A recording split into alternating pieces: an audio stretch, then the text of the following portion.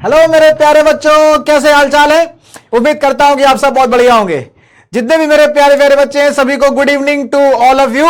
मेरे सभी प्यारे प्यारे बच्चे जो आज यहां पर पढ़ने के लिए आ रहे हैं उन सभी को प्यार, बहुत प्यार भरा जो है गुड इवनिंग। और आज हम लोग बेटा शुरुआत करेंगे उसी चैप्टर में एक नए टॉपिक की जो कि बहुत ही ज्यादा इंटरेस्टिंग होने वाला है। अब आप सोच रहे होंगे सर उसी चैप्टर में एक नया टॉपिक, ये क्या बात हो गई। आप बताइए तो कि आखिर आप किस चैप्टर की शुरुआत करने वाले हैं। तो मैं आपको बता रहा हूं, पूरा पूरा डिटेल बताऊंगा, टेंशन नहीं लेने का बेटा। देखो हम लोग जो ये बैच है उदय, ठीक है ना, ये उदय बैच है, ये क्लास 9th के कक्षा 9वीं के प्यारे प्यारे बच्चों के लिए है उदय बैच, जिसमें हम लोग जीव विज्ञान के बारे में पढ़ते हैं, ठीक है ना। मतलब मैं मोहित यादव आपको पढ़ाता हूं जीव विज्ञान, और जीव विज्ञान में हम लोग जिस टॉपिक को कवर कर रहे हैं वो टॉपिक है बेटा जीवों में विविधता, डाइवर्सिटी इन ऑर्गेनिज्म। तो इस चैप्टर को हम लोग कवर कर रहे हैं जिसका 10वां लेक्चर आज जाने वाला है। अरे बाप रे बाप, मतलब कि 9 लेक्चर इसके जा चुके हैं, समझे। मतलब 9 लेक्चर इसके कंप्लीट हो चुके हैं और आज हम लोग इसका 10वां लेक्चर पढ़ने वाले हैं। अभी आप सोच रहे हो कि सर 10 लेक्चर एक चैप्टर के, तो मैं आपको बता दूं कि आपके लिए हमने क्या किया है, मतलब स्पेशली मैंने क्या किया है कि बहुत छोटे छोटे टॉपिक्स लेकर के आए हैं। मतलब कि टॉपिक तो अगर बड़ा है तो फिर एक लेक्चर में जो है उसी टॉपिक को कवर कर रहे हैं कि लगभग आधे घंटे से 45 मिनट, आधे घंटे तो नहीं कह सकते हैं, 45 मिनट का लगभग लेक्चर जाता है कम से कम। और अगर टॉपिक थोड़ा सा बड़ा है तो वो फिर 1 घंटे का भी चला जाता है ना। तो मतलब 45 मिनट से लेकर के 1 घंटे तक का जो है लेक्चर रहता है। 1 घंटे से ज्यादा का ऊपर कोई लेक्चर नहीं रहता है। ऐसा क्यों किया मैंने, ऐसा इसलिए किया कि आप ना पढ़ते पढ़ते कहीं बोर ना हो जाओ, है ना, कि पढ़ रहे हैं और 2 घंटे का लेक्चर है, 1.5 घंटे का लेक्चर है, तो यार सोचा कि आधा देख लेते हैं और आधा फिर बाद में देखेंगे, है ना। तो ये कोई दिक्कत ना हो तुम लोगों के साथ, तो इसलिए तुम लोगों के कंफर्ट जोन को ध्यान में रखते हुए छोटे छोटे टॉपिक्स को कवर किया है। और आपको तो पता ही है कि ये चैप्टर वैसे भी बहुत लेंथी चैप्टर है ना, बहुत बड़ा चैप्टर है जिसमें जगत को डिस्क्राइब किया गया है। किसको बताया गया है? जगत को। जगत में बहुत सारे जो है 5 जगत की चर्चा एक एक करके सबकी करी गई है, ठीक है। हम लोग क्या पढ़ रहे हैं? हम लोग पढ़ रहे हैं जीवों में विविधता, और उसमें जो टॉपिक हम लोग कवर कर रहे हैं वो है एनिमलिया।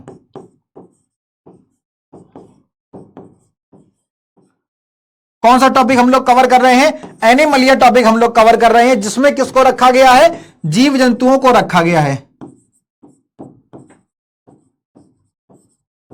किसको रखा गया है? जिसमें जीव जंतु को रखा गया है एनिमलिया वाले जगत में, ठीक है। और आपको पता है कि इसमें बहुत सारे फाइलम हम लोगों को पढ़ने होते हैं। जैसे कि आप लोगों ने अगर पिछले लेक्चर्स देखे होंगे तो आपको याद आ रहा होगा कि हम लोगों ने पोरीफेरा पढ़ लिया, सीलेंट्रेटा पढ़ लिया, प्लेटी हेलमेंथीज, एस्के हेलमेंथीज, ठीक है, निमेटोडा, इकाइनोडर्मेटा, ऑर्थोपोडा, ये हम लोग टॉपिक जो है पढ़ चुके हैं। इकाइनोडर्मेटा को हम लोग जो है आज पढ़ेंगे, ठीक है ना, और मोलस्का को भी हम लोग आज पढ़ेंगे, ठीक है।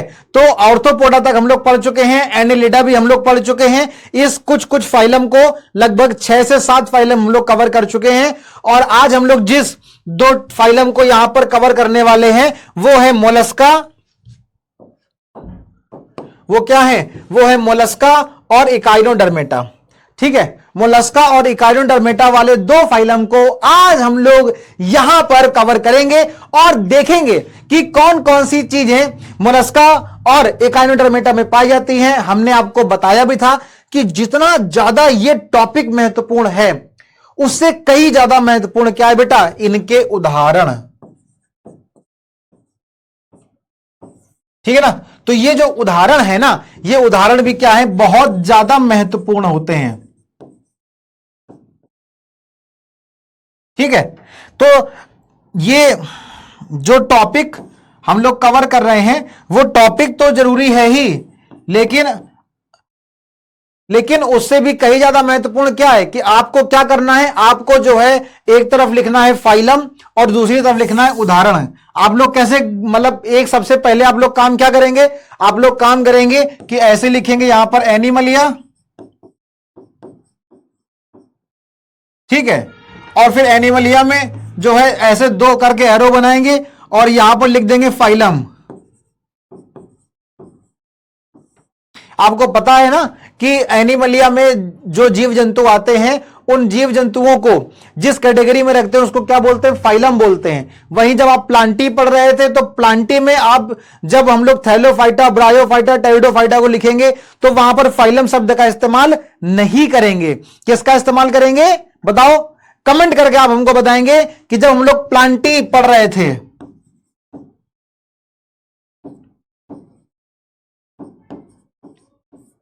जब हम लोग प्लांटी पढ़ रहे थे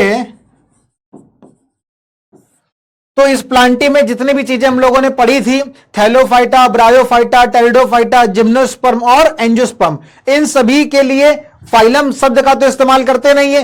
किस चीज का, किस वर्ड का इस्तेमाल करते हैं, किस शब्द का इस्तेमाल करते हैं, आप हमको कमेंट करके जरूर बताएंगे, ठीक है, कि प्लांटी के लिए किस शब्द का इस्तेमाल किया जाता है जब हम लोग कैटेगरी उसको वर्गीकृत करते हैं। ठीक है, तो आप क्या करेंगे कि ये एक तो हमको कमेंट करके इसका आंसर बताएंगे, दूसरी बात अपनी कॉपी में ऐसे लिखेंगे एनिमलिया और फिर एनिमलिया में एक तरफ क्या लिखेंगे फाइलम और दूसरी तरफ लिखेंगे उदाहरण।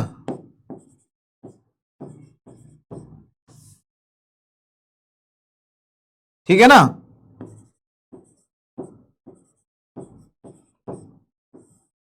ठीक है, एक तरफ लिखेंगे फाइलम, दूसरी तरफ लिखेंगे उदाहरण, और यहां पर फिर आप सारे फाइलम लिख डालेंगे जितने भी फाइलम है, फिर वो चाहे पोरीफेरा हो, चाहे सिलेंट्रेटा हो, या फिर वो प्लेटीहेल्मिन्थीज, एस्के हेल्मिन्थीज, एनेलिडा, ऑर्थोपोडा, और आज हम लोग जो पढ़ेंगे मोलस्का और इकाइनोडर्मेटा।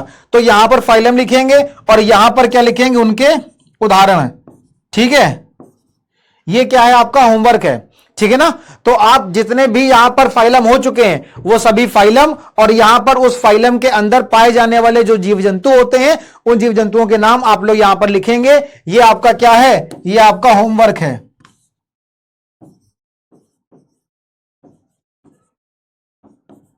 अब इतना तो करोगे ही ना भाई, इतना तो कर ही सकते हैं ना। ठीक है, चलो आज हम लोग क्या करेंगे, आज हम लोग मोलस्का और इकाइनोडर्मेटा को पढ़ेंगे कि मोलस्का में कौन कौन से उदाहरण हैं, कौन कौन से जीव जंतु आते हैं, क्या क्या उसके उदाहरण हैं और क्या क्या महत्वपूर्ण बिंदु हैं मोलस्का फाइलम को पढ़ने के लिए। तो आपको बता दें कि ये जो मोलस्का जो फाइलम है, इस मोलस्का के अंतर्गत जो जीव जंतु आते हैं वो पानी में भी रहते हैं और जो है स्थल चर होते हैं, भूमि में भी रहते हैं, जमीन में भी रहते हैं। ठीक है, तो स्थल चर होते हैं और पानी में भी रहते हैं, मतलब जलचर भी होते हैं। तो स्थल चर भी हैं और जलचर भी हैं। ठीक है ना, और आपको बता दें कि जब वो जल में रहेंगे तो जल में रहने की भी दो कैटेगरी हमने आपको बताई थी ना, कि एक तो ऐसे पानी में रहेंगे जहां पर क्या पाया जाता हो, लवण पाए जाते हो, तो वो कैसा हो गया, लवणीय जल।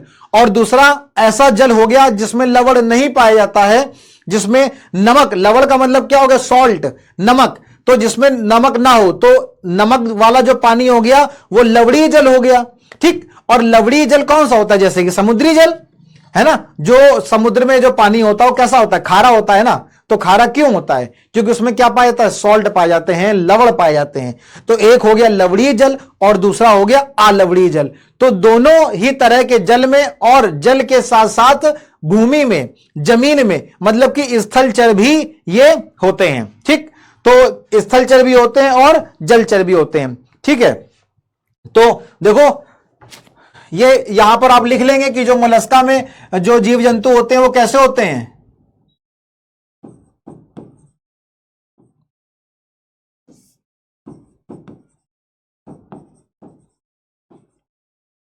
स्थलचर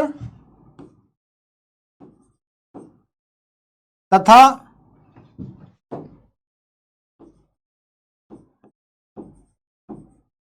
जलचर।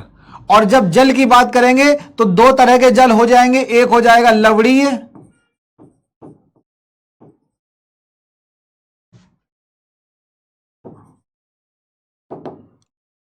और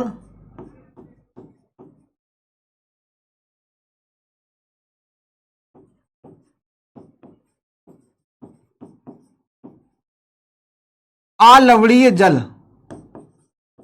ठीक है, लवणीय जल और अलवणीय जल, ये दो तरह के यहां पर जल हो जाएंगे। ठीक है ना, मतलब ऐसा समुद्री पानी भी हो जाएगा और स्वच्छ जल भी हो जाएगा। ठीक, तो स्थलचर भी होते हैं ये और जलचर भी होते हैं। ठीक, अगले पॉइंट की बात करेंगे तो क्या लिखा हुआ है,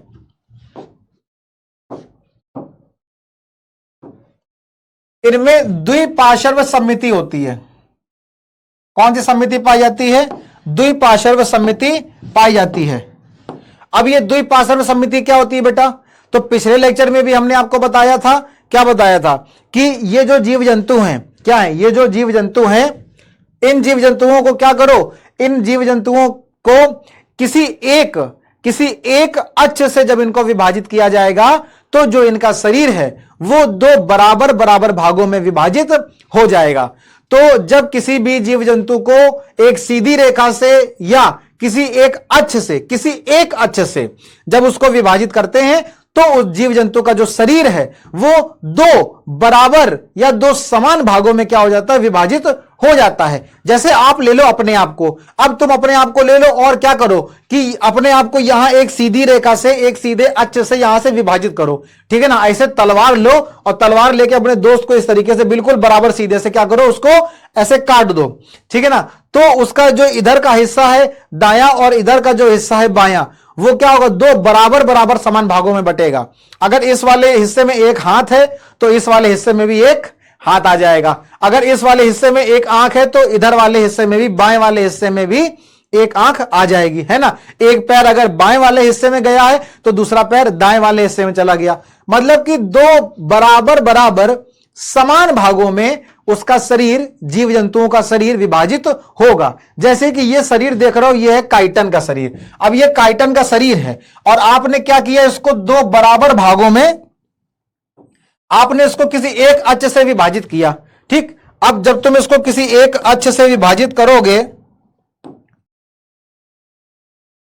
जब तुम इसको किसी सीधी रेखा से तुमने इसको विभाजित किया तो ये वाला हिस्सा हो गया कौन सा, बायां, और ये वाला हिस्सा हो गया दायां। तो दायां हिस्सा और बायां हिस्सा दोनों ही बराबर समान भागों में विभाजित होगा। वही ये वाला जो आप चित्र देख रहे हो, ये ऑक्टोपस है।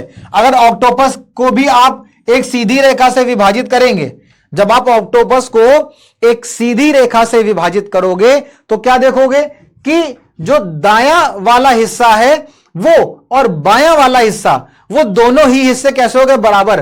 देखो एक आंख ऑक्टोपस की जो है दाएं वाले हिस्से में है तो दूसरी आंख बाएं वाले हिस्से में भी आ जाएगी, ठीक है ना। अगर ये संख्या कितनी, इसकी 8 संख्या होती है ना, ये जो ऑक्टोपस, ये जो धागे, ये जो ऐसे ऐसे ऐसे ऐसे मकड़ जाल जो बना रखा है ऑक्टोपस ने, तो 1 2 3 और ये 4, और वही 1 2 3 और ये 4। तो इस तरीके से क्या होगा, जो ऑक्टोपस का शरीर है वो किसी एक अक्ष से विभाजित करने पे, या जैसे काइटन भी इसका उदाहरण है, तो किसी एक अक्ष से जब आप इसको विभाजित करेंगे तो इनका जो शरीर है वो दो बराबर बराबर समान भागों में क्या होगा, विभाजित होगा। और इस लक्षण को, इस विशिष्ट लक्षण को क्या कहते हैं, द्विपार्श्व सममिति कहते हैं। क्या कहते हैं बेटा, द्विपार्श्व सममिति कहते हैं, ठीक। तो आपको पता चल गया ना कि द्विपार्श्व सममिति क्या होती है। अब जो बच्चे पहले के लेक्चर को देख चुके होंगे उनको पता है कि द्विपार्श्व सममिति क्या होती है, लेकिन जो नए बच्चे हैं जो आज पहली बार इस लेक्चर को देख रहे हैं वो जान जाएंगे कि द्वि का मतलब क्या हो गया, दो। द्वि का मतलब क्या हो गया, दो। तो दो बराबर बराबर भागों में विभाजित होने की प्रक्रिया को क्या बोलते हैं, द्विपार्श्व सममिति बोलते हैं। इसके अलावा और भी दो अलग सम्मितियां पाई जाती हैं, हमने आपको बताया था। एक होती है अरीय सम्मिति, एक होती है, एक हो गई अरीय सम्मिति, एक हो गई असम्मिति, तो और एक हो गई क्या, द्विपार्श्व सम्मिति, ठीक। तो कितनी तरह की सम्मिति हो गई, 3 तरह की। एक होता है अरीय सम्मिति, एक है असम्मिति और एक है द्विपार्श्व सम्मिति। तो ये द्विपार्श्व सम्मिति के बारे में यहां पर हमने आपको बताया। अब आप सोच रहे हो कि सर अरीय सम्मिति क्या होता है, तो अरीय सम्मिति का उदाहरण आएगा जब हम लोग पढ़ेंगे किसको, इकाइनोडर्मेटा को। तो मोलस्का के बाद जब इकाइनोडर्मेटा पढ़ेंगे तो वहां पर हम आपको बताएंगे अरीय सम्मिति क्या होता है, ठीक है। तो इसकी चर्चा वहां पर करी जाएगी। अब देखते हैं अगला पॉइंट क्या कह रहा है। तो अगला पॉइंट कहता है कि इनकी जो देह गुहा है वो बहुत ही कम होती है, मतलब कि इनके अंदर जो केविटी होती है, जो जगह होती है, गुहा का मतलब क्या हो गया, खाली स्थान। तो दो देह गुहा, देह का मतलब हो गया शरीर, तो शरीर के अंदर जो गुहा है, जो केविटी है, जो खाली जगह है, जो खाली स्थान है, वो क्या है, बहुत ही कम होता है तथा शरीर में थोड़ा सा क्या होता है, विखंडन होता है। जैसे आप काइटन का शरीर देखेंगे तो यहां पर आपको ज्यादा विखंडन नहीं दिखाई दे रहा है ना। एक हम लोगों ने फाइलम पढ़ा था जिसका नाम क्या था, जिसका नाम था एनेलिडा। तो एनेलिडा में हम लोगों ने देखा था कि वहां पर जो जीव जंतु पाए जाते हैं उसमें क्या मिल रहा था, विखंडन मिल रहा था। ठीक है, तो इसमें क्या है, इसमें विखंडन तो है लेकिन बहुत ही थोड़ा सा, बहुत ही कम विखंडन है। ठीक है ना, तो ज्यादा विखंडन नहीं होता है, कैसा होता है, थोड़ा विखंडन पाया जाता है। ठीक, और ये वाला पॉइंट तो भाई साहब बहुत ज्यादा महत्वपूर्ण है, बिल्कुल इसको मतलब क्या कहते हैं, गांठ बांध लेना इस पॉइंट को कि अधिकांश जो मोलस्का जो जंतु होते हैं इनमें क्या पाया जाता है, कवच। क्या पाया जाता है भाई साहब, कवच। जैसे आप ये चित्र देख रहे होगे घोंगा का है या यूनियो। कभी तुम लोग मोरग में खेले हो, है ना, जब तुम लोग छोटे छोटे बच्चे हुआ करते थे, हालांकि तुम लोग बच्चे तो अभी भी हो, लेकिन जब तुम लोग छोटे छोटे से बच्चे हुआ करते थे, है ना, तो अक्सर चले जाते हो कि मोरग में खेलने, है ना। और जब आप मोरग में खेलने जाते थे तो आप वहां पर देखते हो आपको वहां पर कुछ संघ के आकार की संरचना मिलती है ना। वो संघ क्या है, यही है, घोंगा, है ना, यही संघ है। अब इस चित्र को तुमको अपने बचपन की याद आ रही होगी, है ना, कि सर जी हम तो बहुत खेले हैं, है ना, और ये हमको मिलते थे तो इसको हम उठा लेते थे, है ना, और इनको जब समेट के फिर हम कहते थे तुम्हारे पास कितने, 4 और मेरे पास है 10, है ना, फिर एक दूसरे को मार मार के खेला करते थे। तो ये क्या है, घोंगा। तो घोंगा किस फाइलम में आता है, घोंगा मोलस्का वाले फाइलम में आता है ना। तो इनका जो शरीर है, अब इसका जो शरीर है वो कैसा है, मजबूत है, बहुत ही कठोर है। ठीक है ना, कठोर कवच है। तो ये कठोर क्यों है, ये कठोर इसलिए है क्योंकि ये बना होता है कैल्शियम कार्बोनेट का।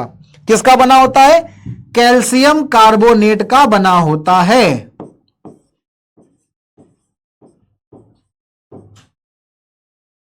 कैल्शियम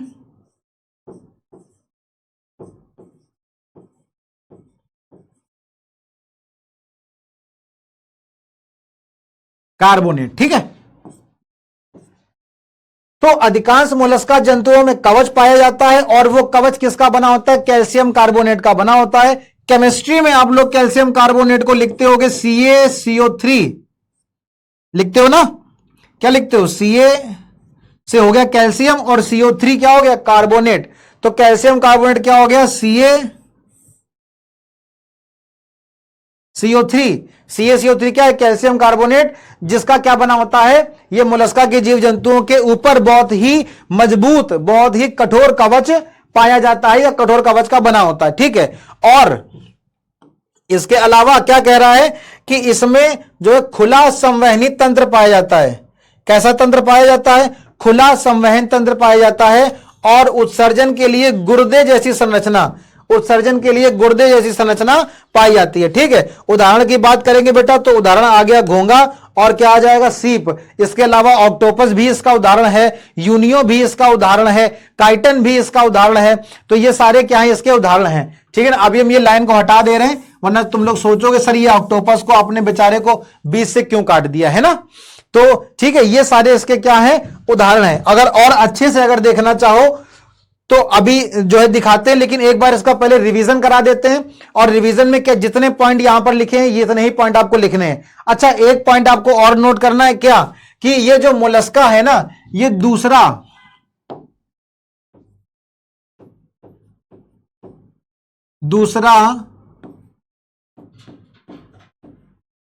सबसे बड़ा फाइलम है। ठीक है ना, आप याद रखेंगे इस पॉइंट को, बहुत ज्यादा महत्वपूर्ण है ये, कि जो मोलस्का जो फाइलम है ये क्या है, दूसरा सबसे बड़ा फाइलम है। अब यहां पर एक शब्द आ रहा होगा कि सर ये दूसरा सबसे बड़ा फाइलम है, तो पहला वाला कौन सा है, सबसे बड़ा फाइलम जो पहला वाला वो कौन सा है, वो आपको हम नहीं बताएंगे, वो आप हमको बताएंगे कमेंट करके। ठीक है, तो चलो जल्दी से कमेंट करके हमको बताओ कि पहला सबसे बड़ा फाइलम कौन सा है जो एनिमलिया में आता है, जिसमें बहुत सारे जीव जंतु आ रहे हैं। और अगर आप लोगों ने पहला वाला लेक्चर देखा है, इसके जस्ट पहले वाला, तो हम आपको वो एक लाइन भी बता रहे हैं जहां पर हमने आपको बताया था कि पूरे पृथ्वी में पाए जाने वाले जीव जंतुओं का 2/3, है ना, तिहाई मतलब 2/3, 2/3 जीव जंतु किसमें पाए जाते हैं? उसी फाइलम में पाए जाते हैं जो सबसे बड़ा है, और उस फाइलम का नाम क्या है वो आप हमको कमेंट करके बताएंगे। ठीक, तो चलो फटाक से हमको कमेंट करके बताओ कि पहला वाला सबसे बड़ा फाइलम क्या है, दूसरा जो सबसे बड़ा फाइलम है वो कौन सा है? मोलस्का है। ठीक, अब मोलस्का जो दूसरा सबसे बड़ा फाइलम है, इसके जो जीव जंतु हैं वो जमीन में भी रहते हैं मतलब स्थलचर हैं, और पानी में भी रहते हैं मतलब जलचर हैं। अब पानी बेटा कितने तरह का हो गया? 2 तरह का हो गया। पहला एक लवणीय जल हो गया, दूसरा अलवणीय जल हो गया। अलवणीय जल को स्वच्छ जल भी कह सकते हैं। ठीक, अगला पॉइंट क्या है कि इनकी जो देह गुहा है बहुत कम होती है और शरीर में थोड़ा सा विखंडन पाया जाता है। ठीक, उसके पहले इसमें क्या है? द्विपार्श्व समिति पाई जाती है। द्विपार्श्व समिति क्या होती है? द्विपार्श्व समिति की अगर आप किसी जीव को, द्विपार्श्व समिति क्या है? अगर आप किसी जीव को किसी एक अक्ष से सीधी रेखा से होते हुए काटेंगे तो जीव का जो शरीर है वो दाएं और बाएं 2 बराबर समान भागों में विभाजित हो जाएगा, और इसको क्या कहते हैं? द्विपार्श्व समिति कहते हैं। ठीक, अगला पॉइंट क्या कर? अधिकांश मोलस्का जो जंतु होते हैं उसमें कवच पाया जाता है, और ये जो कवच पाया जाता है ये किसका बना होता है? कैल्शियम कार्बोनेट का बना होता है। CaCO3 केमिस्ट्री में इसको लिखते हैं, और ये कैल्शियम कार्बोनेट का बना होता है। ठीक है, इसमें खुला संवहन तंत्र पाया जाता है और उत्सर्जन के लिए गुर्दे जैसी संरचना पाई जाती है। आप यहां पर यह भी कह सकते हैं कि जो उत्सर्जी अंग है उसको हम लोग मेटानेफ्रीडिया भी कहते हैं।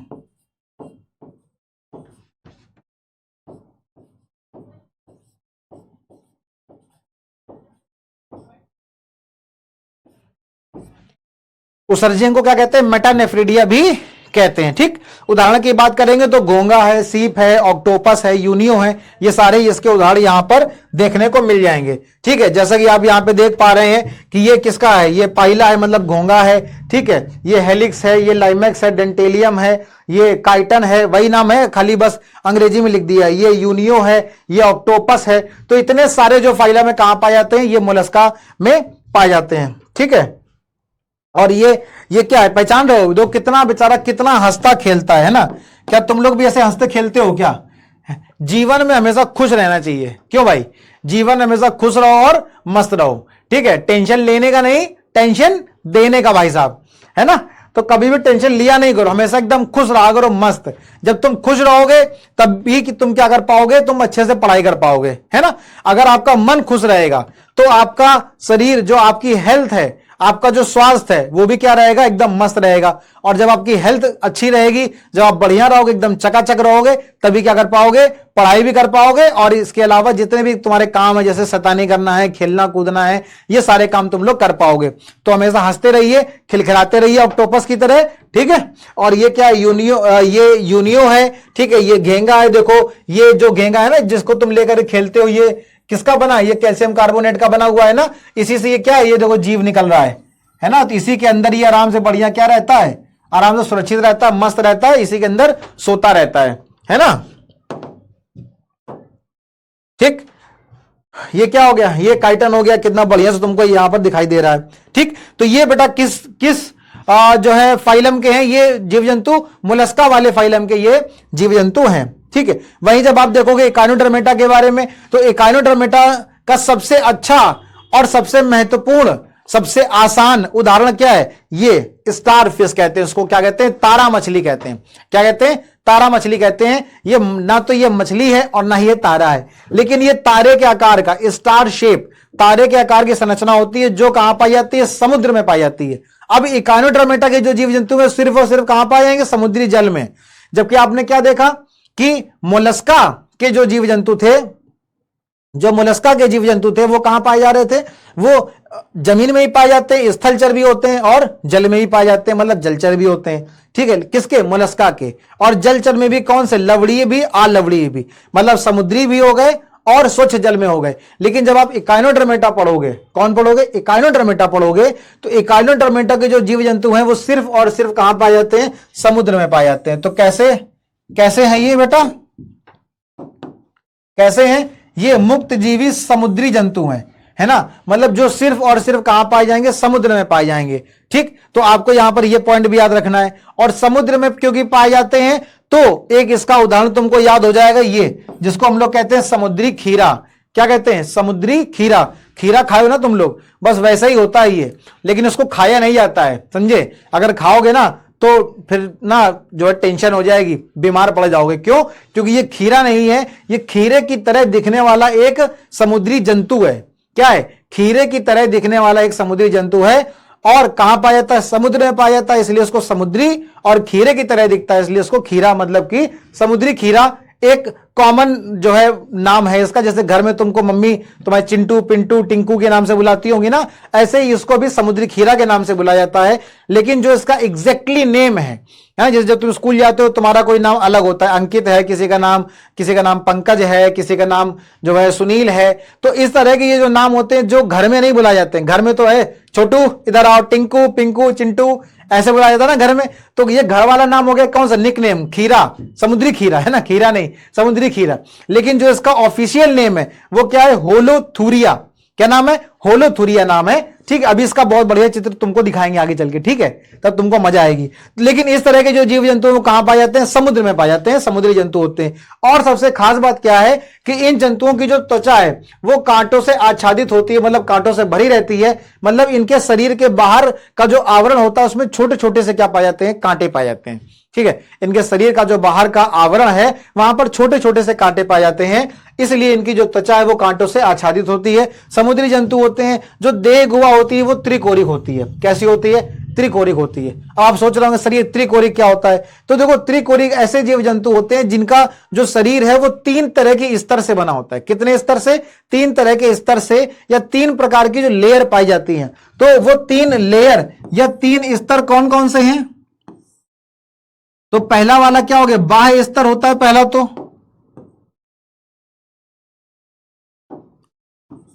पहला क्या है?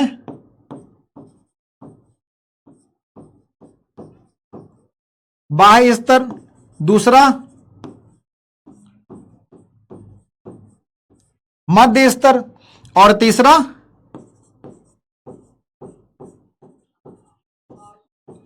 अंतः स्तर।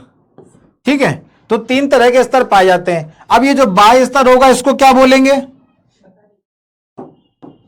बाह्य स्तर को क्या बोलेंगे? इसको बोलेंगे एक्टोडर्म।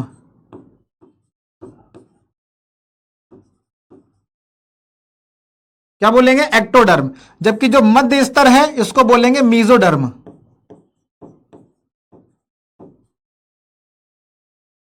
मीजोडर्म। और जो अंतः स्तर है, अंतः स्तर को क्या बोलेंगे? एंडोडर्म।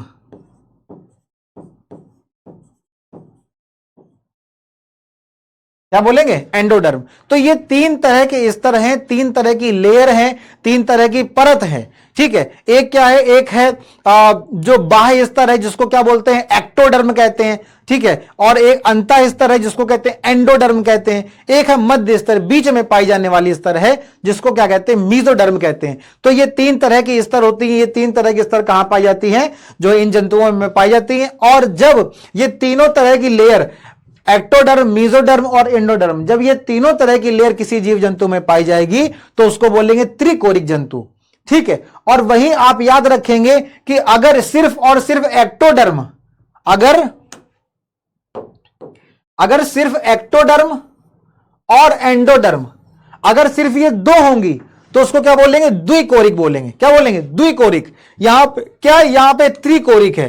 तो त्रि का मतलब क्या हो गया? 3 3 तरह की लेयर। तो 2 तरह की तो थे ही, एक्टोडर्म और एंडोडर्म।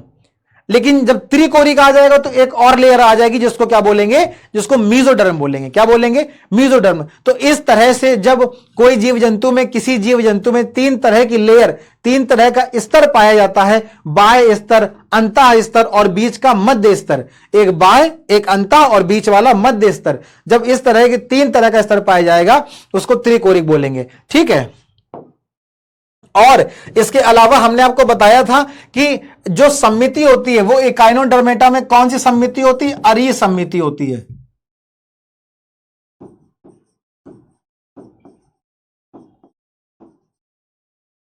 अरीय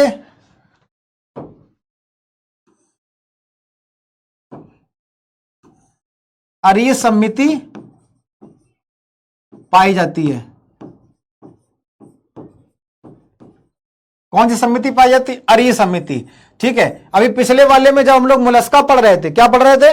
जब मोलस्का पढ़ रहे थे तो वहां पे हमने क्या बताया था? द्विपार्श्व समिति। देखो वापस आओ, ये हमने आपको क्या बताया था? मोलस्का में द्विपार्श्व समिति होती है। और वहीं जब आप पढ़ोगे इकाइनोडर्मेटा, इकाइनोडर्मेटा पढ़ोगे तो यहां पर आप क्या देख रहे हो? अरीय समिति होती है। अब अरीय समिति क्या है? अरीय समिति का मतलब कि आप इस तरह के जीव जंतुओं को किसी भी अक्ष से काटो, ऐसा नहीं कि सिर्फ सीधी रेखा काटनी ना, किसी भी तरह से काटो, चाहे ऐसे काटो, वैसे काटो, ऐसे काटो, जैसे तुम्हारे मर्जी वैसे काटो, है ना, जहां मर्जी वहां मारो उसको, तुम वहां से काट दो। लेकिन इसका जो शरीर है ये इतना ढीठ है कि तुम चाहे जहां से काटो ये दो बराबर भागों में विभाजित होगा। मतलब कि जो है अगर तुम इसको ऐसे काटोगे तब भी ये दो बराबर भागों में विभाजित होगा, अगर आप इसको इस तरह से काटेंगे तब भी ये दो बराबर भागों में विभाजित होगा, और अगर आप इसको इस तरह से काटेंगे तब भी ये दो बराबर भागों में विभाजित होगा। इस तरह से मन नहीं है, ऐसे काट दो, इस तरह से काटोगे तब भी दो बराबर भागों में विभाजित होगा। मतलब ये मोलस्का की तरह नहीं है कि तुमको सिर्फ सीधे से काटना है ना, ये क्या कहीं से भी काटो, आप इसको चाहे ऐसे काटो, चाहे ऐसे काटो, ऐसे काटो, ऐसे काटो, जैसे मर्जी वैसे काट दो, जिस तरह से भी आप इसको किसी भी अक्ष से काटो। लाइन क्या लिखोगे? इस तरह के जीव जंतुओं को किसी भी अक्ष से काटने पर इनका शरीर दो बराबर समान भागों में विभाजित होता है। ठीक है, मोलस्का में क्या लिख रहे थे कि सिर्फ एक सीधी रेखा से, सिर्फ एक अक्ष से काटने पर दाएं और बाएं दो बराबर समान भागों में विभाजित होता है। लेकिन इकाइनोडर्मेटा में ऐसा नहीं है। इकाइनोडर्मेटा में क्या लिखेंगे? इस तरह के जीव जंतुओं को किसी भी अक्ष से काटो, क्या लिखोगे?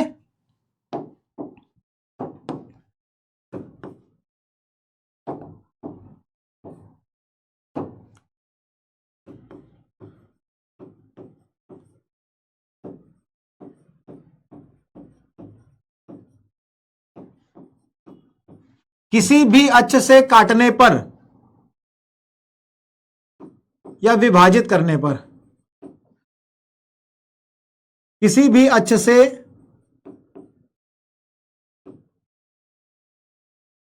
विभाजित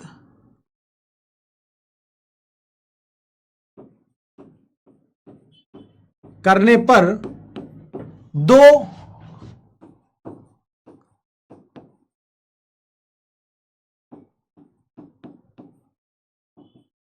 दो समान भागों में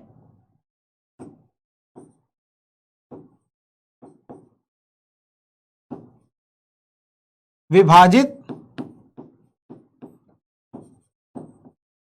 होता है। ठीक, किसी भी अक्ष से विभाजित करने पर दो बराबर समान भागों में क्या हो जाएगा? विभाजित होगा। ये किसकी खास बात है? ये इकाइनोडर्मेटा में पाए जाने वाले जीव जंतुओं की खास बात होती है कि आप इनको किसी भी अक्ष से काटो, चाहे इस तरह से काटो या फिर आप इस तरह से काटो या सीधी रेखा से काटो या लंबवत काटो, किसी भी अक्ष से जब आप इनको विभाजित करेंगे तो इन जीव जंतुओं का जो शरीर है वो दो बराबर समान भागों में विभाजित होगा। क्लियर है? चलो बढ़ते हैं अगले बिंदु की तरफ। और अगला पॉइंट जो है वो बहुत ज्यादा ही महत्वपूर्ण है, हर बार पूछा जाता है, तो आपको इसको याद रखना है क्या कि इनमें विशिष्ट तरह का जल संवहन नाल तंत्र पाया जाता है। क्या है कि इनमें या इकाइनोडर्मेटा के अंतर्गत पाए जाने वाले जीव जंतुओं में एक विशिष्ट तरह का जल संवहन नाल तंत्र पाया जाता है जो चलन में मदद करता है, जो मतलब गति करने में, मूवमेंट करने में क्या करता है? मदद करता है। ठीक है, इसमें भी बेटा कैल्शियम कार्बोनेट का जो है कंकाल पाया जाता है और कांटे पाए जाते हैं। ठीक है, इसमें भी क्या होता है?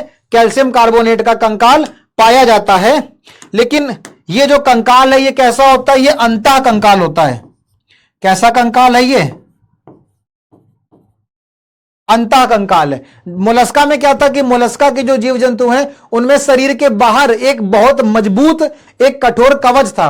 उस कठोर कवच को वो किससे बना था? कैल्शियम कार्बोनेट से बना था। तो इकाइनोडर्मेटा में भी कैल्शियम कार्बोनेट का कंकाल होता है, लेकिन वो बाहरी कवच नहीं है, वो कठोर कवच नहीं है, वो कैसा है? अंतः कंकाल है। कैसा कंकाल है वो?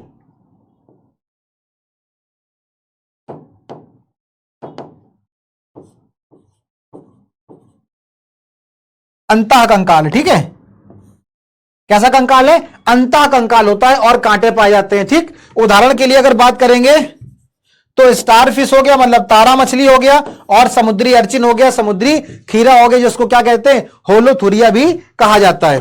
ठीक, तो इस तरह के ये आप जो यहां पर चित्र देख रहे हैं कि ये स्टार फिश है।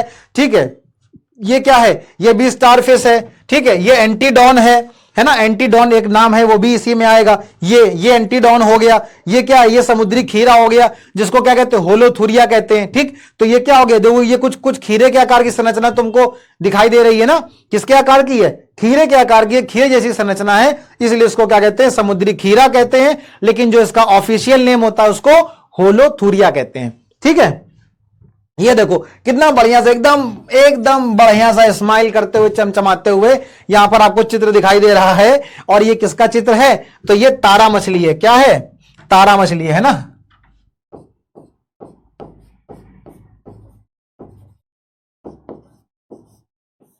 तो इसी तारा मछली की तरह आपको भी क्या है? जीवन में कैसे रहना है? खुश रहना है और मस्त रहना है। ठीक, ये देखो खीरे के आकार की संरचना है, जिसको क्या बोलेंगे? समुद्री खीरा बोलेंगे। ये क्या है? समुद्री खीरा है, जिसका ऑफिशियल नेम क्या है? होलोथुरिया है। क्या है ये?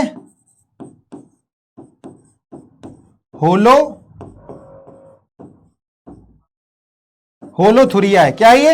होलोथुरिया। वही ये वाला जो आप चित्र देख रहे हैं, ये क्या है? ये एंटीडॉन है।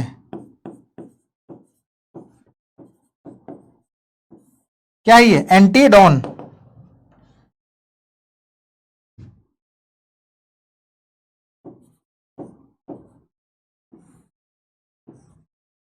ठीक है, तो ये तारा मछली हो गया, ये समुद्री खीरा हो गया, जिसको हम लोग होलोथुरिया कहते हैं। ब्रैकेट में क्या लिख देंगे? समुद्री खीरा, समुद्री खीरा। ठीक है, ऑफिशियल नेम क्या है इसका? होलोथुरिया। ठीक, और ये क्या हो गया? एंटीडॉन हो गया। तो इस तरह के जो जीव जंतु हैं किसमें पाए जाते हैं? ये इकायोडर्मेटा में पाए जाते हैं, जिनमें अंतः कंकाल होता है, जिसमें कैल्शियम कार्बोनेट का कंकाल तो होता है, लेकिन ये कैसा कंकाल होता है? ये अंतः कंकाल होता है। ठीक है, और वहीं अगर बाय कंकाल की बात करेंगे तो आप किसमें आ जाएंगे? मोलस्का में आ जाएंगे। ठीक, और फिर अगर आप बात करोगे कि द्विपार्श्व समिति, तो इकायोडर्मेटा में होती है। ठीक है, और जो द्विपार्श्व समिति किसमें होती है? मोलस्का में होती है। एकायोडर्मेटा में अरी समिति होती है। एकायोडर्मेटा वाले जो जीव जंतु है सिर्फ और सिर्फ कहां होते हैं? समुद्र में होते हैं। सबसे बढ़िया एग्जांपल समुद्री खीरा। तो आप यहां से भी याद रखोगे कि एकायोडर्मेटा के अंतर्गत जितने भी जीव जंतु होते हैं वो सारे के सारे कहां रहते हैं? समुद्र में रहते हैं, समुद्री जीव जंतु होते हैं। वहीं मोलस्का में पाए जाने वाले जो जीव जंतु हैं, ये जीव जंतु समुद्र में भी रहते हैं, स्वच्छ जल में भी रहते हैं और भूमि में भी रहते हैं। जैसे कि इसका बढ़िया एग्जांपल हमने आपको क्या बताया था? जब आप लोग मोरग में खेलते हैं तो वहां पे आपको शंख के आकार की कुछ संरचना मिलती है, जिसको शंख ना क्या कहते हैं? घोंगा कहते हैं। उस घोंगे के अंदर क्या होता है? छोटा सा जीव जंतु होता है, जिसको निकलते हुए हमने आपको पिछली स्लाइड में दिखाया था। ठीक, तो ये दो फाइलम हो गए, एक हो गया मोलस्का, दूसरा हो गया एकायोडर्मेटा। अब हम लोग करेंगे कुछ महत्वपूर्ण क्वेश्चन को, और उम्मीद करेंगे कि उस क्वेश्चन का आंसर मेरे देने से पहले उसको आप दे दे, अगर आप लोगों ने लेक्चर को ध्यान से सुना है तो चलिए शुरुआत करते हैं और देखते हैं कि पहला क्वेश्चन क्या कह रहा है। तो पहला क्वेश्चन कह रहा है कि इकाइनोडर्मेटा के चलने वाले अंग कौन से होते हैं। अब ये पॉइंट हमने आपको नहीं बताया था, तो इसका आंसर आप यहां से जोड़ लेंगे, ये मैं बता रहा हूं। ठीक है, इसको आप जो है वहां पर नोट कर लेंगे। जब आप नोट्स बनाएंगे तो वहां पर आप नोट कर लेंगे कि इकाइनोडर्मेटा के जो चलने वाले अंग हैं उसको क्या कहते हैं? उसको ट्यूब फीट कहते हैं। क्या कहते हैं? ट्यूब फीट कहते हैं। तो कौन सा ऑप्शन सही हो जाएगा? ए ऑप्शन यहां पर आपका क्या हो जाएगा? करेक्ट हो जाएगा। ठीक है, ए वाला ऑप्शन क्या हो जाएगा? ये वाला ऑप्शन सही हो जाएगा, ट्यूब फीट कहते हैं। वहीं अगर आप बात करोगे संयुक्त पैर की, तो जरा बताओ हमको संयुक्त पैर किस फाइलम के जंतुओं में पाए जाते हैं या किस फाइलम में पाए जाते हैं? तो संयुक्त जो पैर है ना, ज्वाइंट लेग्स, ये कहां पाए जाते हैं? आर्थ्रोपोडा में पाए जाते हैं।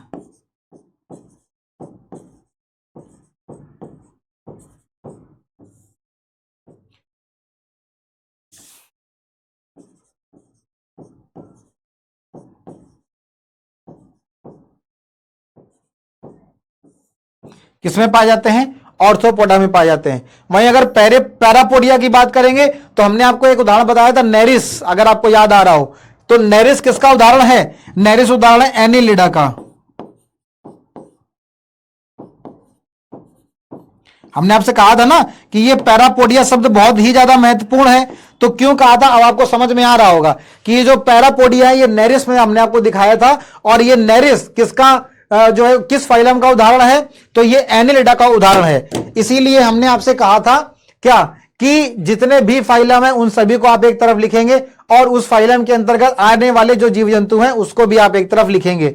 तो उससे क्या होगा, आपको सारे फाइलम भी याद हो जाएंगे, और उस फाइलम के अंतर्गत कौन कौन से जीव जंतु आते हैं वो भी आपको यहां पर याद हो जाएंगे। संयुक्त पैर किसमें पाए जाते हैं? ऑर्थोपोडा में पाए जाते हैं। ठीक है, चलिए आगे बढ़ते हैं दूसरे क्वेश्चन की तरफ।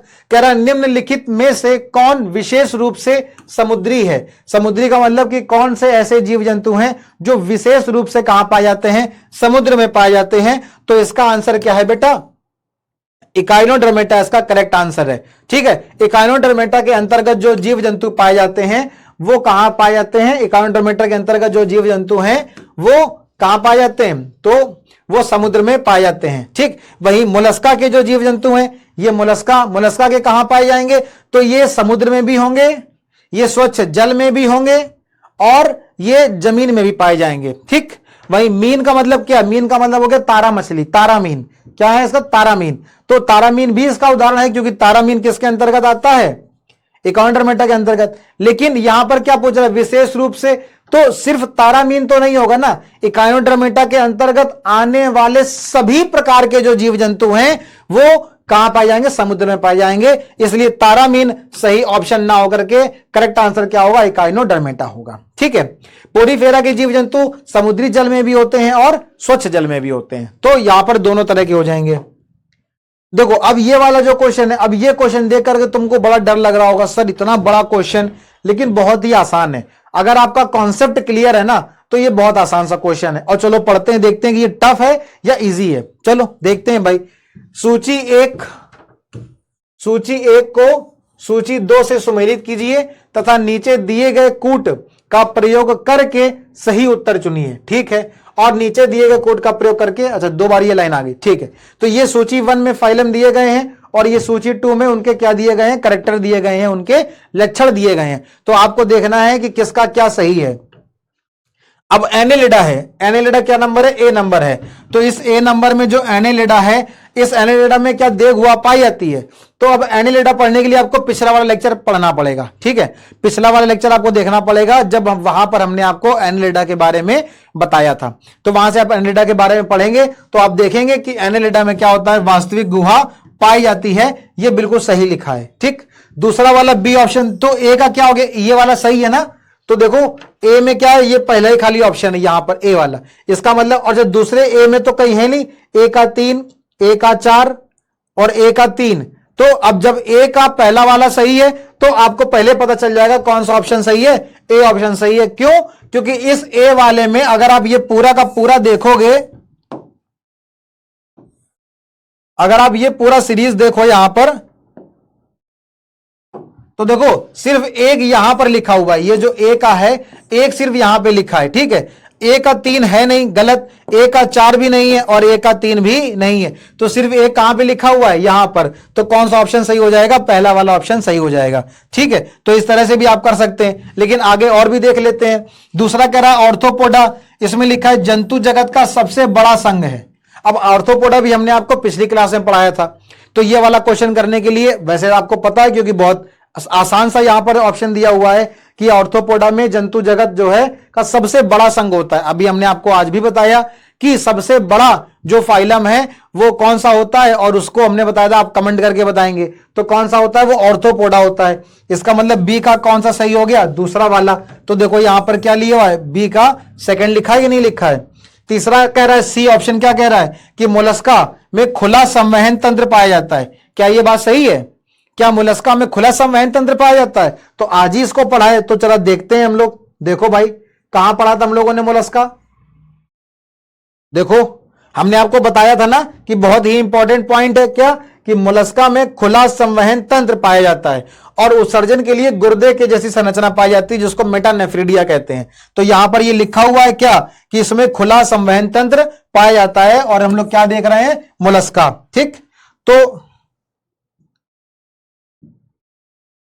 मोलस्का में खुला संवहन तंत्र पाया जाता है, मतलब ये भी ऑप्शन क्या हो गया, सही हो गया।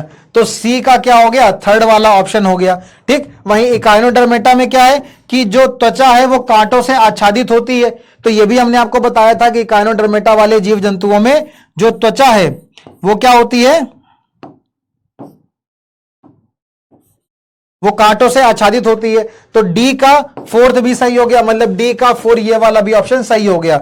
ठीक है, तो आपको क्या दिख रहा है कि यहां पर कौन सा ऑप्शन सही है,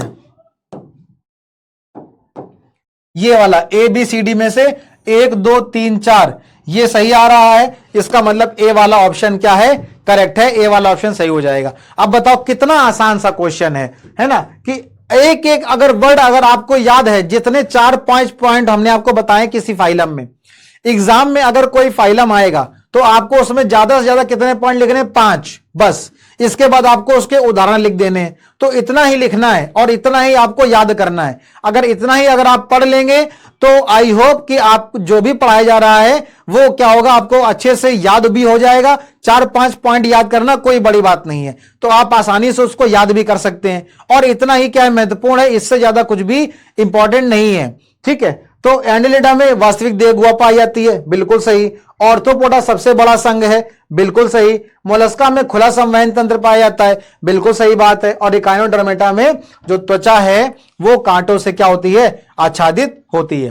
ठीक, तो इस तरह से ये चारों पॉइंट यहां पर आपको क्या मिल गए, सही मिल गए। और आपको पता चल गया कि इसका जो ए ऑप्शन है वो क्या होगा, सही होगा।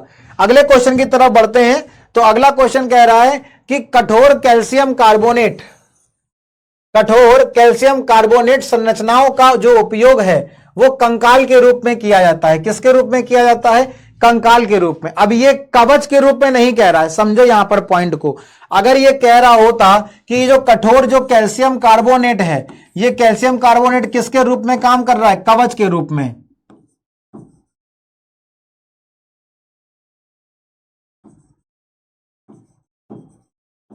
अगर ये कह देता कवच के रूप में काम कर रहा है, समझे क्या कह देता, अगर ये कह देता कवच के रूप में काम कर रहा है तो फिर यहां पर क्या सही हो जाता, मोलस्का सही हो जाता। लेकिन यहां पर क्या कह रहा है, कंकाल के रूप में, और कवच तो कह नहीं रहा है। हम लोगों ने पढ़ा था, जब हमने आपको मोलस्का पढ़ाया था तो क्या बताया था कि मोलस्का के जो जीव जंतु हैं उनका जो शरीर है, उसके शरीर का जो बाहरी जो आवरण है वो बहुत कठोर होता है। क्यों, क्योंकि वहां कैल्शियम कार्बोनेट पाया जाता है। तो वो जो कठोर आवरण है वो कवच का काम कर रहा है। और यहां पर कवच नहीं कह रहा है, यहां पर क्या कह रहा है, यहां पर कंकाल की बात कर रहा है। किसकी बात कर रहा है, यहां पर कंकाल की बात कर रहा है कि जो कठोर कैल्शियम कार्बोनेट है इसका उपयोग किसके रूप में है, कंकाल के रूप में। और कौन से कंकाल के रूप में होगा, तो अंतः कंकाल के रूप में। किसके रूप में, अंतः कंकाल के रूप में होगा। तो अंतः कंकाल के रूप में किस फाइलम में पाया जाता है, तो इकाइनोडर्मेटा में पाया जाता है। किसमें पाया जाता है, इकाइनोडर्मेटा में। तो कौन सा ऑप्शन सही हो जाएगा, ए ऑप्शन यहां पर करेक्ट हो जाएगा। ठीक, अगर ये मोलस्का, देखो मोलस्का वाला आंसर कब सही होता कि मोलस्का में ये जो कैल्शियम कार्बोनेट है ये किसके रूप में होता है, कवच के रूप में। किसके रूप में होता है, कवच के रूप में होता है। तो यहां पर आपको क्या कंफ्यूज नहीं होना है, क्या नहीं होना है, कंफ्यूज नहीं होना है। ठीक, अब कह रहा है निम्नलिखित में से किसमें खुला परिसंचरण तंत्र पाया जाता है। क्या पाया जाता है, खुला परिसंचरण तंत्र पाया जाता है। तो आर्थ्रोपोडा में जब हम लोगों ने जब आर्थ्रोपोडा डिस्कस किया था तो वहां पर हमने आपको बताया था कि आर्थ्रोपोडा में खुला परिसंचरण तंत्र पाया जाता है और मोलस्का में भी खुला परिसंचरण तंत्र पाया जाता है। तो आर्थ्रोपोडा और मोलस्का दोनों में ही खुला परिसंचरण तंत्र पाया जाता है। इसका मतलब ए और ये पहला और दूसरा दोनों ऑप्शन करेक्ट होंगे। तो पहला और दूसरा कहां पर दिया हुआ है, पहला और दूसरा ये दिया हुआ है। ठीक, तो यहां पर पहला और दूसरा दिया है, इसका मतलब कौन सा ऑप्शन सही है बेटा, ए ऑप्शन यहां पर आपका क्या हो जाएगा, सही हो जाएगा। ठीक, उसी तरीके से फिर अगला क्वेश्चन कह रहा है कि समुद्री खीरा जंतु जगत के किस फाइलम का सदस्य है। तो आपको पता है कि समुद्री खीरा कहां पाया जाता है, समुद्र में पाया जाता है। और ये जो समुद्री जीव जंतु हैं ये कहां पाए जाते हैं, ये इकाइनोडर्मेटा में पाए जाते हैं। कहां पाए जाते हैं, इकाइनोडर्मेटा में। इसका मतलब कि कौन सा ऑप्शन सही हो जाएगा, डी ऑप्शन यहां पर आपका क्या हो जाएगा, करेक्ट हो जाएगा। ठीक, जल परिवहन तंत्र किसकी पहचान है? जल परिवहन तंत्र किसकी पहचान है? तो जल परिवहन तंत्र अगर हमने आपको याद आ रहा हो तो हमने आपको कहां बताया था? हमने जब आपको इकाइनोडर्मेटा पढ़ाया था तो वहां पर हमने आपको बताया था कि ये बहुत ज्यादा इंपॉर्टेंट है, आप इसको याद रखेंगे। तो देखो ये लिखा हुआ है कि जल संवहन नाल तंत्र, जल संवहन नाल तंत्र पाया जाता है जो उनके चलन में क्या है? सहायक है। तो बेटा जितने भी पॉइंट लिखे हैं सारे के सारे क्या है? महत्वपूर्ण है, एक भी पॉइंट तुमको मिस नहीं करना है, ठीक है। तो जल संवहन नाल तंत्र किसका उदाहरण हो गया बेटा? इकाइनोडर्मेटा का उदाहरण हो जाएगा, ठीक है। तो जल परिवहन तंत्र कहां पाया जाता है, किसमें पाया जाता है? इकाइनोडर्मेटा में पाया जाता है, ठीक। तो इसका भी कौन सा ऑप्शन सही हो जाएगा? ए ऑप्शन यहां पर आपका सही हो जाएगा, ठीक।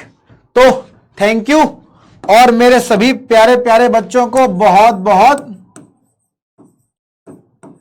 धन्यवाद मेरे साथ आखिरी तक जुड़े रहने के लिए।